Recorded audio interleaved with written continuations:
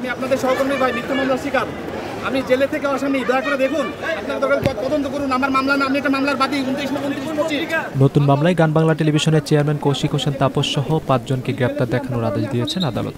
ঢাকার chief metropolitan magistrate আদালত 7 মে বুধবার এই আদেশ দেন।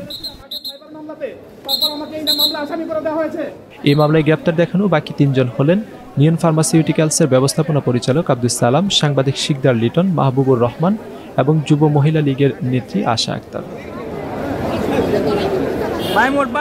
শুনানিতে ঢাকা মহানগর দায়রা জজ আদালতের প্রধান পাবলিক প্রসিকিউটর ওমর ফারুক ফারুকী বলেন, গান বাংলা টেলিভিশনের চেয়ারম্যান কৌশিক হোসেন তাপস ফ্যাসিস্ট হাসিনার অন্যতম সহযোগী। গুলশান থানায় দায়ের করা আব্দুল জব্বার হত্যা চেষ্টা মামলায় তার সম্পৃক্ততার প্রমাণ পাওয়া গেছে। এই মামলায় আদালত তাকে গ্রেপ্তার দেখানোর অনুমতি দেন।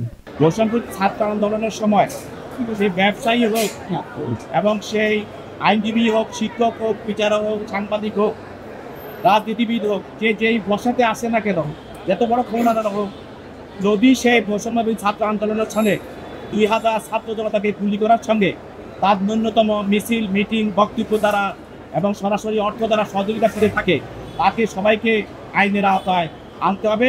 তাহলে যারা নিহত হয়েছে, যারা শহীদ হয়েছে, তাদের আত্মা আমাদেরকে ক্ষমা করবেন।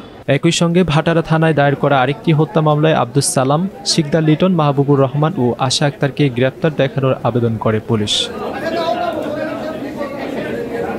শুনানির সময় শিকদার লিটন আদালতে বলেন, আমি একজন সাংবাদিক, কোনো রাজনৈতিক কর্মকাণ্ডের সঙ্গে জড়িত না, আমি শুধু হয়রানির শিকার। সব পক্ষের বক্তব্য শোনার পর আদালত তাদের সবার বিরুদ্ধে গ্রেপ্তার দেখানোর আবেদন মঞ্জুর করেন। কৌশিক হোসেন তাপসকে গত 3 নভেম্বর গ্রেপ্তার করেছিল পুলিশ। আমার মামলা না, আমি একটা মামলার বাদী। 29-25 মামলা 29-25-এর বাদী আমি।